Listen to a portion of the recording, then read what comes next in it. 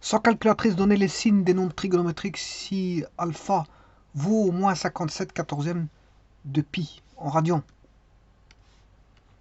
En radian, attention que c'est en radian. Alors radian, ça soit RAD ou RD.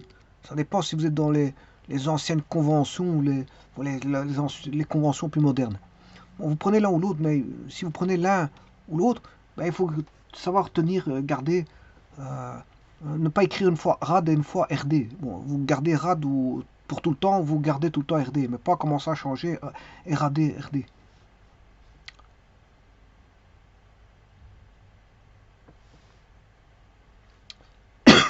Alors, comment faire ça? Euh,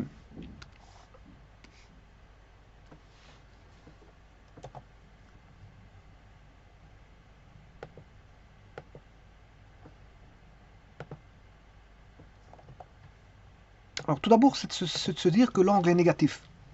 C'est-à-dire que s'il est négatif, on va tourner dans le sens de rotation négatif.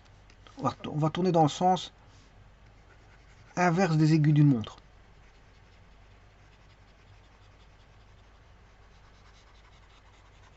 Le sens de rotation, il est dans un sens orienté des arcs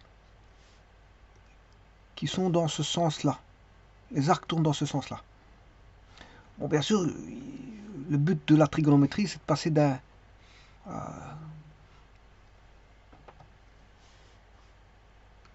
abscisse curviligne, voilà, des coordonnées x, y. Donc, si vous voulez des coordonnées x, y, vous mettez un axe x, y centré au centre du cercle, dont le rayon vaut 1. Alors là, vous aurez bien sûr l'origine qui est au centre du cercle, l'axe des x, l'axe des y, et bien sûr la rotation des arcs, la rotation curviligne, voilà, qui est donnée dans le sens négatif par là, donc dans le sens positif dans l'autre sens. Donc c'est tout simplement, on va dire, un espèce de changement de repère, parce qu'on passe d'abscisse curviligne vers un axe 2D, 2D qui est un R2D, alors que là, c'est une abscisse curviligne. On passe, voilà, d'arc vers des abscisses en XY.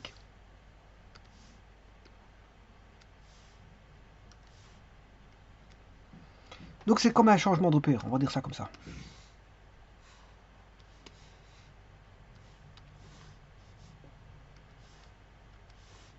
Alors, sachant on tourne dans le sens négatif, ben, je vais omettre le... On sait bien qu'on tourne dans le sens 57 pi sur 14, dans le sens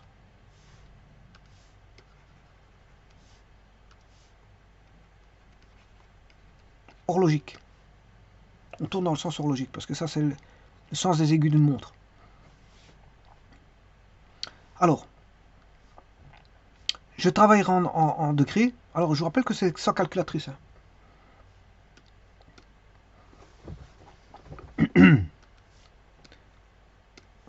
Donc, on a 57 pi.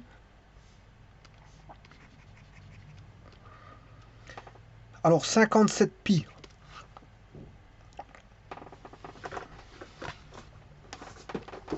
Je m'excuse.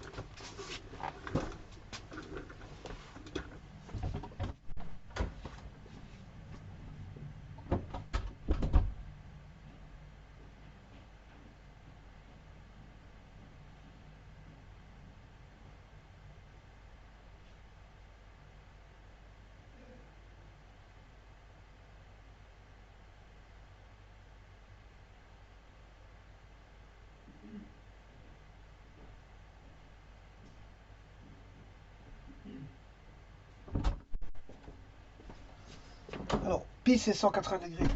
Donc je vais faire une conversion vers des degrés, des arcs qui sont des radians vers des degrés. Comme on a pi radian, je vais travailler en degrés.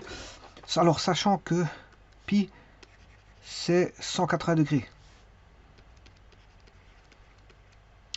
sur 14. Alors ici c'est un grand nombre, hein, 14. Donc je vais le réduire. Comment? En faisant une simplification et en travaillant non plus. Je peux travailler par rapport au 180, mais j'ai plus facile de travailler avec des 90. 180, ça va beaucoup plus vite. Voilà, je peux faire 57 divisé par 14. Mais je peux faire aussi 57 divisé par 7. J'ai simplifié le 14. Comme ça, j'aurai un nombre de tours par rapport au 90. Je vais compter par rapport à 90 degrés et non pas par rapport à 180 degrés. Dans le sens horlogique, dans le sens de contraire des aiguilles d'une montre. Dans le sens des aiguilles d'une montre. Donc le tout, vous aurez compris que c'est de trouver que vaut ce rapport-là, sans calculatrice. C'est combien, c'est quel rapport par rapport à 90? Alors, c'est un nombre qui est supérieur à 1, parce que c'est 57. Si vous voulez 1, c'est 7 sur 7. Si vous voulez 2, c'est 14 sur 7. Si vous voulez 3, c'est 21 sur 7, et ainsi de suite. Donc ici, on va calculer la division. Sachant que vous êtes dans le sens horlogique. Alors, 57 divisé par 7, il y va 8 fois, 8 fois 7. 56, voilà. 56 moins 7, 1. Reste 10. Il y va une fois 7, 7. Donc c'est 0,7. Hein. 10 moins 7, ça fait 3. Dans 30, il y va 7 fois 4, 28. 2. Dans 20, il va 2 fois 7, 14, et ainsi de suite. Bon, de toute façon, il y va 8 fois. Donc, il y va 8 fois 8 plus 0,142 et 3 petits points. Fois 90. Donc, il doit aller au moins 8 fois. Alors, une fois 90, c'est de là à là. 2 fois 90, c'est de là à là. 3 fois 90, c'est de là à là. Et 4 fois 90, c'est de là à là. Donc, 4 fois 90, c'est un tour du cercle. Alors, 5 fois 90, 6 fois 90, 7 fois 90, 8 fois 90, vous êtes à 2 tours du cercle. Donc, ceci constitue 2 tours. Et puis, là, vous êtes dans le cadran ici. Hein, parce que vous n'avez pas fait 9 tours. Vous êtes entre 8 et 9 tours. Donc, vous êtes dans le cadran, non pas 1, non pas 2, non pas 3, mais dans le cadran 4.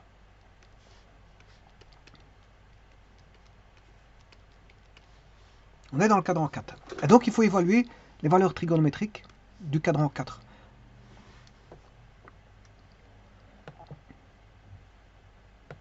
Alors, dans le cadran 4, les signes du cadran 4, ça dépend. Si on est en sinus, cosinus, tangente, cotangente, etc. Alors, dans le cadran 4, je rappelle que le sinus est donné par plus, plus, moins, moins. Le cosinus c'est plus, plus, moins, moins. Voilà. Donc, ce qui veut dire que dans le cadran 4, le sinus, il est négatif. Le cosinus, il est aussi négatif. Je rappelle que la tangente, c'est sinus alpha sur cosinus alpha. Et si vous voulez le cosinus, la tangente, je m'excuse. Alors vous faites plus divisé par plus, ça fait plus. Moins divisé par plus, ça fait moins. Plus divisé par moins, ça fait moins. Et moins divisé par moins, ça fait plus. Donc ce qui veut dire que la tangente alpha, ici, comme vous avez du négatif et du positif, je m'excuse.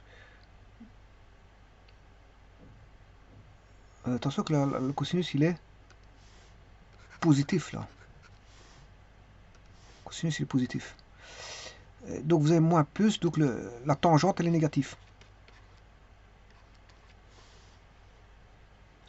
Donc ça, c'est pour la tangente. La cotangente, c'est l'inverse. À la place d'avoir sin sur cos, vous avez cos sur sin.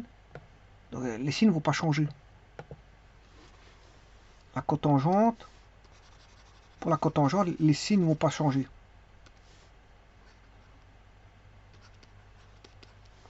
Alors je rappelle que cotangente alpha, c'est l'inverse de la tangente alpha, c'est-à-dire c'est cosinus sur sinus.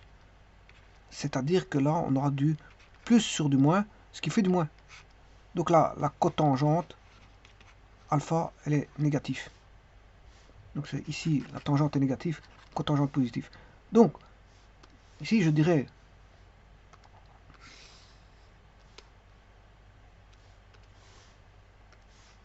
le sinus alpha, il est négatif. Le cosinus alpha, il est positif.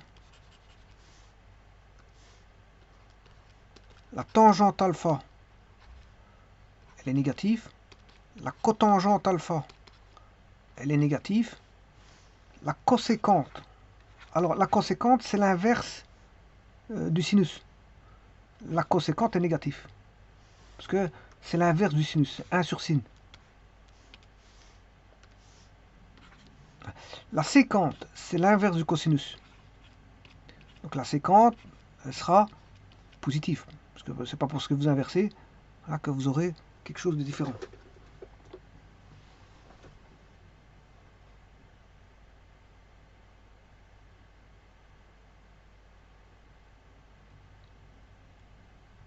Et donc là, vous avez tous les nombres trigonométriques, sinus, cosinus, tangente, cotangente, coséquente et séquente coséquente et séquente. Je vous remercie.